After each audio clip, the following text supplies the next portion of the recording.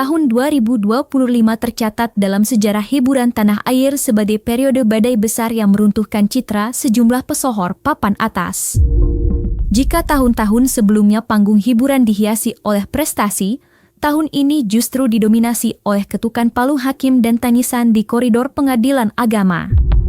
Ya, dari pengkhianatan moral hingga skandal kriminalitas kelas berat, berikut adalah narasi mendalam mengenai 5 skandal yang paling menyedot perhatian publik sepanjang tahun 2025, versi Cumi Top 5. Tahun 2025 menjadi tahun penghakiman bagi Nikita Mirzani.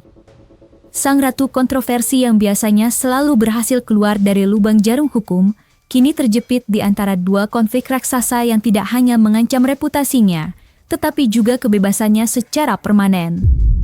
Ya, perseteruan antara Nikita Mirzani dan pengusaha kecantikan Reza Gladys bukan lagi sekadar sindir-menyindir di media sosial, melainkan telah bertransformasi menjadi duel hukum yang mematikan. Kasus ini bermula dari sengketa bisnis skincare yang memanas hingga ke ranah pidana. Seperti diketahui, Reza Gladys melaporkan Nikita atas dugaan pemerasan, pengancaman dan tindak pidana pencucian uang.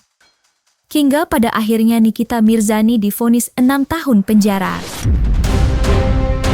Terbukti secara sah dan meyakinkan bersalah melakukan tindak pidana turut serta melakukan perbuatan dengan sengaja dan tanpa hak mendistribusikan dan atau mentransmisikan informasi elektronik dan atau dokumen elektronik dengan maksud untuk menguntungkan diri sendiri atau orang lain secara melawan hukum dengan ancaman pencemaran atau dengan ancaman akan membuka rahasia, memaksa orang supaya memberikan suatu barang yang sebagian atau seluruhnya milik orang tersebut atau milik orang lain, dan turut serta melakukan tindak pidana pencucian uang sebagaimana dalam dakwaan alternatif ke-1 pertama dan kedua penuntut umum, menjatuhkan pidana kepada terdakwa oleh karena itu dengan pidana penjara selama 6 tahun, pidana denda sejumlah 1 miliar rupiah.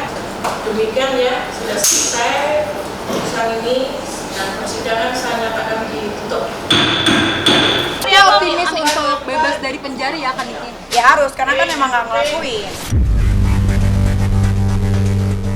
Di tengah hantaman kasus dengan Reza Gladys, Nikita juga harus menyelesaikan perang suci yang melibatkan putrinya, Loli, dan kekasihnya, Fadel Bajideh. Konflik yang telah menguras emosi publik selama berbulan-bulan ini akhirnya mencapai titik akhir di penghujung tahun 2025. Meskipun sedang menghadapi ancaman penjara, Nikita tetap bersikeras membawa Fadel ke ranah hukum atas tuduhan pelanggaran UU Perlindungan Anak dan dugaan tindak asusila. Alhamdulillah bisa ketemu ibunya. Fadel udah tadi yang di dalam, Fadel udah kasih tahu ke Tante Niki juga. Fadel juga udah kasih tahu ke Loli juga. Fadel udah minta maaf juga ke mereka berdua atas kesalahan Fadel. Semoga atas masalah ini menjadi lebih baik lagi Fadel. Semoga bisa selesai masalah ini dengan cepat. Fadel tahu gara-gara masalah ini Tante Niki juga jadi pusing, jadi sedih. Karena Fadel juga kemarin sama Loli ya seperti itulah, jadi anak yang gak baik gitu di mata orang tua. Sudah selesai. Tapi ada penyampaian karena sebelumnya kan Ya ada pasti, namanya orang udah salah pasti ada. Tapi alhamdulillah sudah, Laura juga tadi sudah memberikan kesaksian, aku juga udah memberikan kesaksian, yang nanti tinggal tunggu aja proses selanjutnya. Ya kita udah sangat-sangat terpojok ya, kalau bisa dibilang tuh sangat terpojok. Jadi kita mau ke kanan ke kiri udah nggak bisa, makanya selama ini kita diam, kitanya ya merintih di Doa dalam doa. malam ya. doa sama Allah. Tapi saya yakin nggak ada yang tertukar, kebenaran nggak ada yang tertukar. Tahun 2025 menjadi saksi bisu runtuhnya sisa-sisa kejayaan Ammar Zoni. Pria yang dahulu dipuja sebagai aktor berbakat dan sosok ayah idaman, kini harus menerima kenyataan pahit bahwa karir dan kebebasannya telah terkubur di bawah bayang-bayang zat terlarang. Perjalanan panjangnya dengan narkoba mencapai titik nadir yang paling mengerikan, yakni Nusa Kambangan. Seperti diketahui, pada November 2025, sebuah keputusan besar diambil oleh otoritas hukum. Karena dianggap membahayakan dan berpotensi memengaruhi narapidana lain, serta keterlibatannya dalam jaringan yang lebih luas, Ammar Zoni dipindahkan ke Lapas High Risk Nusa Kambangan.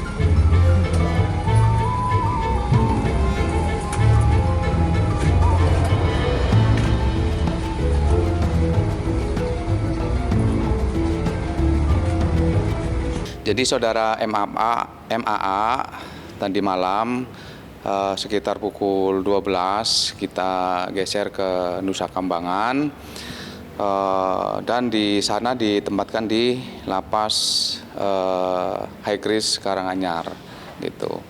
Jadi tim dari Direktorat Jenderal Pemasyarakatan beserta Lapas Kelas 1 Cipinang yang mengantar, dan tadi sampai di Nusa Kambangan sekitar kurang lebih pukul 7.30 lah sudah sampai di Nusa Kambangan. Penjelasan tentang High Risk. High Risk ini Ammar Zoni dan teman-teman, Ammar Zoni TS ditempatkan di one man one cell, super maksimum security, sama dengan warga binaan High Risk lain yang sudah lebih dari 1.500 kami pindahkan selama kepemimpinan Bapak Menteri Imigrasi dan Pemasyarakatan Bapak Agus Andrianto, itu lebih dari 1.500. Treatmentnya sama, mereka ditempatkan di one man one cell, ya. Di sana kegiatan dilakukan hanya di dalam sel. Dalam satu hari dikeluarkan dalam satu hari diberikan 1 jam untuk berangin-angin, tapi tetap kita berikan pembinaan kepribadian, misalkan kerohanian sesuai dengan agama dan kepercayaannya. Pasti treatmentnya berbeda, tidak komunal ya. Aktris sekaligus selebriti Erika Karlina akhirnya memecah keheningan dengan pernyataan yang meluluhkan semua asumsi publik. Dalam sebuah pernyataan resmi yang emosional, Erika mengakui bahwa dirinya tengah mengandung janin yang kini telah memasuki usia 9 bulan. Namun, yang paling mengejutkan adalah pengakuannya mengenai sosok ayah dari calon bayinya, yang tak lain adalah DJ Panda. Meskipun telah mengakui kehamilannya, Erika Karlina tidak tinggal diam terhadap pihak-pihak yang dianggapnya telah melampaui batas. Bersamaan dengan pengakuan tersebut, Erika mengumumkan keputusannya untuk menempuh jalur hukum. Langkah ini diambil bukan tanpa alasan. Erika merasa selama masa kehamilannya, banyak pihak yang tidak bertanggung jawab menyebarkan fitnah, melakukan penghinaan terhadap harga dirinya, hingga mengganggu ketenangannya secara mental. Update terkini, DJ Panda telah mengakui kehilafannya dan meminta maaf kepada Erika Karlina. Kronologinya memang aku emang menutupi kandungan aku memang sampai 9 bulan ini. Cuman karena adanya pengancaman ini, jadi aku harus mau nggak mau demi janin aku harus ngomong juga. Jadi makanya aku bawa ke jalur hukum. Aku melaporkannya di bulan Juli juga, cuman tanggalnya itu aku lupa. Yang jelas sebelum podcastnya Om Ded. Ya terlapornya yang kalian udah tahu itulah. Ada 500 orang ya di dalam grup itu, cuman bentuk pengancamannya aku nggak bisa kasih tahu ke kalian. Sesuai dengan yang klarifikasi yang kemarin dia sudah mengakui memang adanya pengancaman. Cuman karena memang ini sudah berjalan ya proses hukumnya, jadi klarifikasi dia tuh ada setelah hukumnya sudah berjalan. Saya atas nama Giovanni Surya Saputra memohon maaf sebesar-besarnya kepada pihak Erika Carlina karena saya telah kilaf menyebarluaskan data pribadi milik Erika ke grup WhatsApp. Saya baru menyadari dampak dari perbuatan saya tersebut ketika melihat reaksi publik setelah mengetahui rahasia kehamilan yang sebelumnya ditutupi oleh Erika. Hal tersebut ternyata berujung pada diterornya yang bersangkutan via DM selama masa kehamilannya. Saya telah disadarkan bahwa tindakan saya dan fans ternyata telah mengakibatkan hal-hal yang sebenarnya tidak diinginkan oleh semua pihak. Saya menyesal dan saya sangat memaklumi bahwa laporan yang ditujukan pada saya ini adalah suatu upaya perlindungan seorang ibu pada anaknya. Saya berjanji bila Erika memberi kesempatan saya untuk bisa berdamai dan Erika mencabut laporannya, saya akan berubah menjadi pribadi yang lebih baik lagi ke depannya. Saya juga berterima kasih kepada keluarga besar Erika yang bersedia untuk menyudahi permasalahan ini. Semoga dengan adanya kasus saya bisa jadi pembelajaran untuk saya dan orang-orang di sekitar saya. Terima kasih.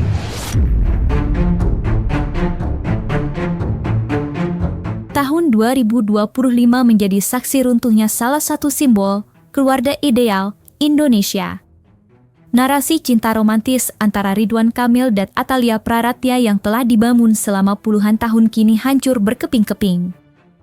Prahara ini bukan sekedar gosip biasa, melainkan sebuah pusaran isu perselingkuhan yang menyeret nama-nama besar dan berakhir di meja hijau pengadilan agama.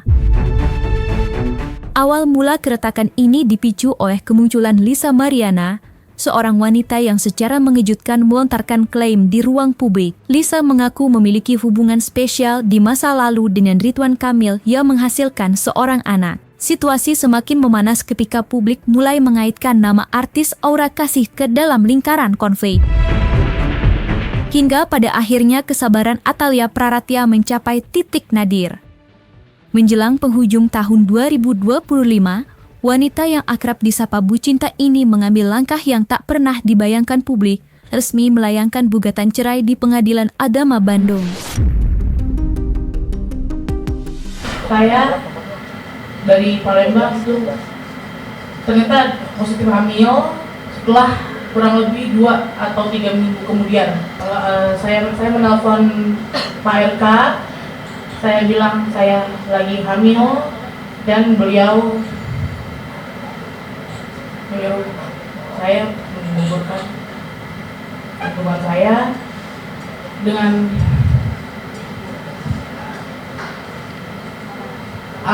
alasan saya harus melanjutkan pendidikan saya. Kala itu saya masih umur 21 tahun dan dia mengirimkan sejumlah uang. Uang itu digunakan untuk menggugurkan yang dia suruh, tapi saya tidak lakukan itu. Saya pakai uang itu untuk bertahan hidup karena saya tidak bisa kerja karena keadaan sudah hamil. Saya nggak ada komentar, kita menghormati institusi kepolisian yang sudah teruji dalam melakukan tes. Mau di mana aja.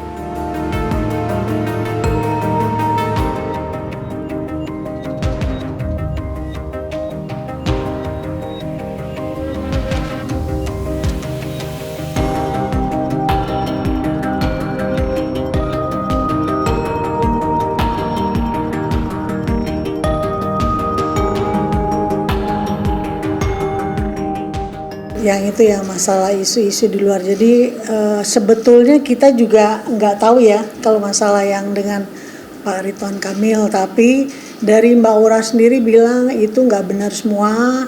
Jadi kita lagi coba kumpulin semua bukti-bukti yang ada.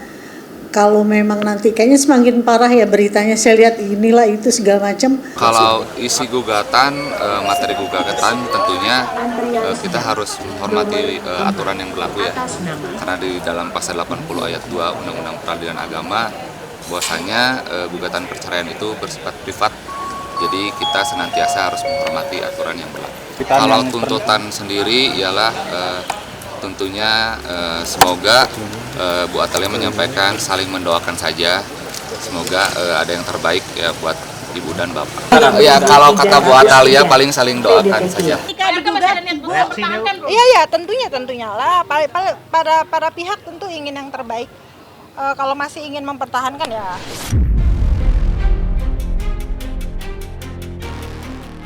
Dunia hiburan tanah air kembali diguncang oleh skandal besar yang melibatkan nama Inara Rusli dan Insanul Fahmi. Kabar yang selama ini hanya menjadi desas-desus di balik layar akhirnya meledak ke permukaan dengan pengakuan yang mengejutkan di mana keduanya diduga telah melakukan pernikahan siri secara diam-diam. Ketegangan ini mencapai puncaknya ketika Wardatina Mawa muncul ke publik sebagai sosok yang membongkar tabir rahasia tersebut dan membawa kasus ini ke ranah hukum. Jadi tadi saya baru melaporkan isu perselingkuhan dan perzinahan suami saya, Insanul Fahmi, dan salah satu public figure inisial IR. Begitu. Jadi mohon doanya semoga lancar prosesnya. Saya serahkan ke pihak penyidik, bukti-bukti udah saya kasih tahu ke penyidik. Jadi mohon semoga dilakukan sebagai seadil dan sebagai mestinya. Assalamualaikum warahmatullahi wabarakatuh. Waalaikumsalam warahmatullahi wabarakatuh. Aku di sini mau menyampaikan permintaan maaf atas kegaduhan yang terjadi dan untuk semua pihak, kalau ada yang masih percaya sama aku berterima kasih dan memohon doanya. Cukuplah Allah yang jadi sebaik-baik saksi bagi amalan kita. Terima kasih. Wassalamualaikum warahmatullahi wabarakatuh. Karena mau gimana pun ini semua udah berjalan ya. Mau gimana pun ini semua udah berjalan. Jadi mau gimana pun aku sebagai laki-laki juga harus gentle, harus bertanggung jawab lah. Kalau misalnya orang Indonesia ini kan banyak banget yang mudah cerai, mudah ini itu apa semua segala macam, mau cerai, habis itu nikah lagi, cerai, nikah lagi. Menurut aku kayak terlalu ini banget sih, kayak nggak baik kalau kayak gitu. Kalau menurut aku kalau bisa dipertahankan, aku berjuang sampai titik darah penghabisan pastinya.